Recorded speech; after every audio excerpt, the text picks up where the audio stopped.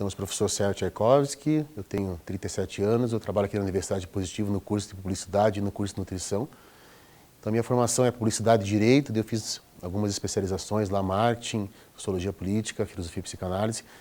Eu tenho MBA em Comunicação e Marketing, daí eu fiz meu mestrado em Administração e Gestão Urbana lá na PUC e fazendo agora doutorado em História. E daí, com relação à minha experiência docente, eu dou aula desde 2002, 2001, sendo que no ensino superior eu trabalho desde 2003, né, quando eu entrei como substituto na Federal. Então esse trabalho do Cyberpolis, quem coordenou foi dois professores, né, o professor que foi o meu orientador do mestrado, que na época eu fiz meu mestrado na PUC, né, o professor Klaus Frey, e nós tivemos uma participação também da professora Tamara Igel, que é a professora da Universidade Federal do Rio de Janeiro. E daí como é que funcionou esse trabalho nosso, que deu origem ao livro, né? Existia um grupo de pesquisa interdisciplinar e interuniversidades, né, aqui da PUC, juntamente com a Universidade lá do Rio de Janeiro, e a gente fez um trabalho de pesquisa durante os anos de 2005, 2006 e 2007. E daí o livro, ele é fruto, foram feitos vários artigos, né, cada autor escreveu um artigo desse livro, e daí ao final a gente compilou essa pesquisa que deu origem a esse material como um todo. E daí, como é que funciona o livro, né, e por que eu acho que é uma obra bacana a gente tentar entender? Porque ele mescla dois temas, na época, bastante novos, hoje talvez não tanto, mas mesmo assim eles têm a sua importância tanto na academia quanto no ambiente mais prático, né, no ambiente da gestão urbana. Ele mescla a questão das redes sociais, quer dizer, como é que você trabalha essa interação das pessoas e como é que essa interação entre as pessoas influencia no planejamento urbano. Quer dizer, um grande barato do livro é que a gente parte da ideia de que, isso vem do Ítalo Calvino, é uma frase que ele fala que por mais que você tenha duas cidades fisicamente exatamente iguais, quer dizer, com os mesmos prédios, com os mesmos lugares, pelo simples fato de elas serem ocupadas por pessoas diferentes, elas se tornam espaços, quer dizer, polis, completamente distintas, porque a cidade ela não é só o espaço físico, ela decorre, né, principalmente da interação que as pessoas têm com o espaço físico e com elas mesmas. E daí é que tem a ideia da cyberpolis, né, que graças ao advento das redes sociais, isso que a gente começou a estudar lá em 2005, a principal rede social do Brasil era o Orkut, né, diga-se passagem, depois que o Facebook começa a ganhar espaço, mas o Facebook ele começa a ganhar espaço a partir de 2008, 2009, né, então a gente não teve nem tanto contato, mas o que a gente analisou? Que muitas interações que as pessoas acreditam que fica só no meio virtual, elas também se dão no espaço físico. Quer dizer, um dos grandes, pelo menos no meu artigo, que eu trabalho um pouquinho mais com essa análise de redes sociais, que a gente procura mostrar. Quer dizer que as pessoas usam o espaço urbano, logicamente, para trocar lá mensagens, na época era muito forte o e-mail, mas grande parte dessas relações depois elas transpõem o ambiente virtual e acabam se materializando no ambiente tangível. Quer dizer, então é interessante essa questão porque a cidade, ao mesmo tempo que ela é um ambiente próximo, mas é um ambiente distante, né? Que às vezes você tem alguém que mora do lado da sua casa, num apartamento ao lado, e você nunca conversa. E às vezes você tem outra pessoa que mora na mesma cidade, só que num lugar distante, geograficamente falando, mas é aquela, em termos de subjetividade, ela é muito próxima de você. Então, ela constrói algo junto com você, mesmo estando distante.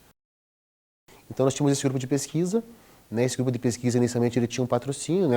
Na verdade um mecenato, né? Da Fundação Araucária, depois infelizmente esse processo não teve andamento, mas ele é fruto desse grupo de pesquisa, né? Nós tínhamos as reuniões quinzenais aqui na PUC, né? Inclusive uma outra oportunidade eu pude ir lá apresentar um trabalho na Universidade Federal do Rio de Janeiro, onde eles têm um campo de estudo muito bacana da cidade, do espaço urbano e tudo mais. Então o processo foi esse, nós tínhamos esse grupo de pesquisa, nós líamos materiais que iam saindo, né, principalmente em inglês e francês, e daí o que aconteceu? Ao longo desses 3 anos a gente foi juntando uma série de temas, uma série de estudos que estavam acontecendo, e daí a partir de 2007 fiz a proposta de fazer o livro, né? Inclusive esse artigo que a gente publicou no livro, ele tem uma prévia, que ele foi mandado para um congresso na Europa, né? O professor Klaus, né, é alemão e naturalizado, então ele apresentou uma prévia desse artigo, que foi meu orientador do mestrado lá na Alemanha. Depois ele voltou para o Brasil, né, e a gente acabou, né, complementando com alguns dados relacionados à realidade do Brasil, né, porque ele estava muito focado na realidade dos países desenvolvidos. E daí 2 autores que a gente usou e que os alunos do nosso curso até hoje usam, um deles é o Manuel Castells, né, eu sei que o professor André, o professor Mineiro, né, nos 2 cursos, por isso a gente trabalha esse autor. E um outro autor também que eu sempre gostei, que agora voltou a ser estudado aqui no nosso curso, é o Pierre Levy, que trabalha o conceito de cybercultura, cyberpunk, né, que estuda muito isso. Né? Então, e também não podemos deixar de mencionar, né, tem um professor que a gente acaba, muito embora não seja um autor direto do livro, tem uma participação muito forte, que é o professor André Lemos, que é o professor da Universidade Federal da Bahia e que poucas pessoas fora do meio acabam conhecendo, que é um dos principais nomes de estudo de cybercultura no mundo. né? Então imagina, a gente tem um profissional super gabaritado aqui no nosso país e não acaba nem lendo muitas coisas dele. E o grande barato do professor André Lemos é que ele, ao contrário de outros professores, né, que tem lá o seu renome, que são distantes, ele é um cara que participa do Twitter, participa das redes sociais, ele tem lá um Instagram. Então é um cara que vive aquilo que ele escreve, quer dizer, já que ele trabalha com cultura virtual, ele também tem essa proximidade com as pessoas com quem ele conversa. Foi feito por editora, né, a professora Tamara, que é a grande autora do livro, né, que compilou todos os materiais junto com o professor Klaus, ela já tinha um contato com a editora lá no Rio de Janeiro, ela já vista que lá eles têm uma facilidade muito maior de impressão, né, e daí o processo foi feito assim, elas, a professora Tamara, junto com o professor Klaus, reuniram esse material, né, e mandaram inicialmente dar uma prévia, né, chamada de boneco, né, para que fosse aprovado primeiramente o texto, daí foi feita lá toda uma análise, não tinha nenhum problema com direitos autorais, né, então o texto foi todo passado lá, hoje em dia a gente tem um software muito mais, digamos assim, preciso, mas na época não havia tanto, e daí voltou para nós algumas vezes para que nós arrumássemos, por exemplo, todos os capítulos eles tinham que ter o mesmo estilo. Então, tem capítulos muito longos, muito curtos. Então, como é um livro feito a mais de uma pessoa, então a gente teve que aperfeiçoar. Então, é interessante porque o livro, e uma coisa que eu aprendi nessa edição em especial, ele nunca acaba. Chega uma hora que dá o timeline lá, você desiste dele. Quer dizer, a editora começa a cobrar, e que você vai recebendo, né, toda vez que você recebe o livro de novo, com alguma situação de alteração, pelo fato de ter passado, às vezes, um mês, 2 meses, 3 meses, alguma coisa mudou e você tem interesse em acrescentar alguma coisa nova no livro. Então a gente percebe que o livro, muito embora ele esteja tangível, ele é algo vivo, né? Porque aquilo que está lá materializa um momento muito específico. Se você for escrever aquilo uma semana depois, já teria uma outra situação para você colocar e complementar. E no caso específico do livro Cyberpolis, um ponto interessante qual que é? Que você pode adquirir o livro de uma maneira tangível, né? Acho que, se não me engano, ele está em torno dos R$40, mas ele também permite uma boa parte em download, né? Porque a ideia desde o início é que a gente tentasse popularizar esses estudos, né? Lógico, tem a questão dos direitos autorais por parte da editora, não vai deixar o livro por completo na internet, mas pelo menos boa parte disso você consegue acessar, em especial os gráficos que são interessantes das redes sociais. Foi em 2007, daí foi feito o projeto final em 2007 e ele acabou sendo lançado, né? Teve lá, né, um evento de lançamento lá no Rio de Janeiro em 2008. Né, mas o livro, se você for pensar, é muito mais de 2007 do que de 2008. Foi feito um processo lá, foi feito, salvo engano, teve um seminário sobre cybercultura e cyberpolis lá no Rio de Janeiro, e ao final desse evento foi feito o lançamento do livro. Né, teve digamos assim, das atrações, uma dada mesa, foi o lançamento do livro.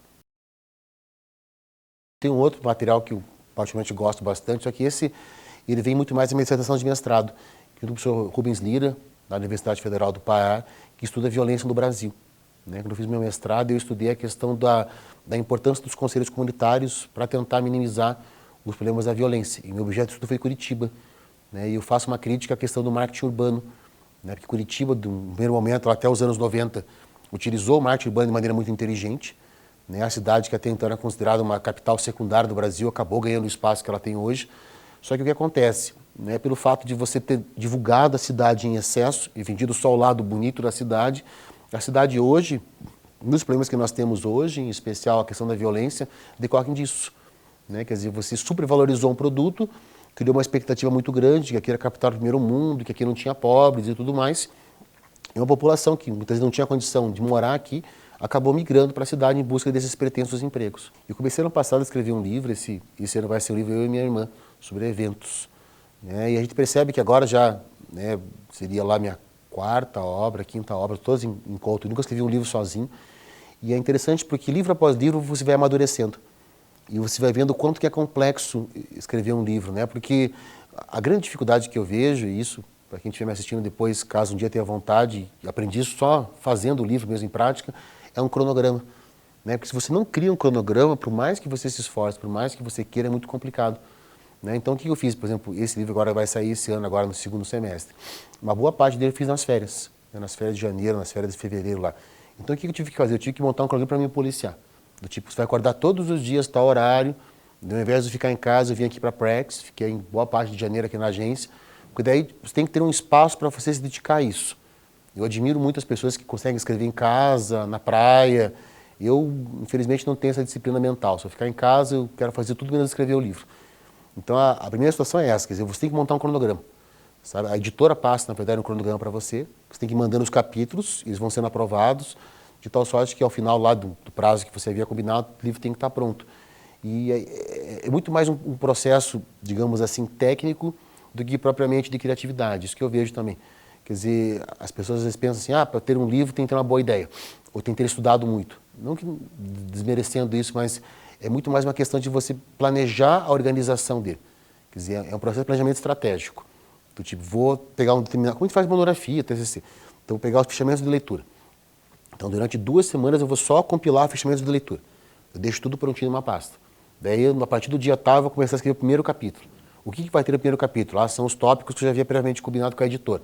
Então, vai lá e escreve. Daí, dá um prazo de 10 dias, 15 dias. Então, você manda o primeiro capítulo para a editora. Daí, a editora aprova. E é engraçado porque, em alguns casos, você está acostumado a usar um tipo de leitura. Por exemplo, esse livro que a gente está fazendo agora com a minha irmã, vai ser publicado semestre que vem, ele é enfocado principalmente aqui, do bacharelado, mas ele também tem um foco no tecnólogo. Ele já é feito para os alunos que fazem tecnólogo. E a pegada do curso de tecnólogo é diferente do bacharelado. Quer dizer, o aluno quer uma pegada mais prática.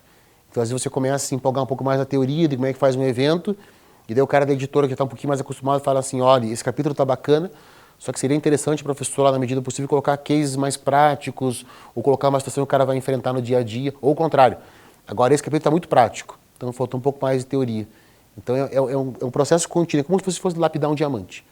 Né? Você tem que ir lapidando ele aos pouquinhos, tem que ter um acompanhamento de alguém que te dê uma luz externa, até porque se você tentar fazer o processo inteiro sozinho, você fica, né, aquilo que eu digo, quem está muito próximo de vocês não consegue enxergar. Então, é isso, é planejamento, sabe? E ter consciência de que o livro nunca acaba. Né? Chega uma hora que, infelizmente, você termina ele porque a editora está cobrando e se você não entregar, o contrato, infelizmente, é rescindido.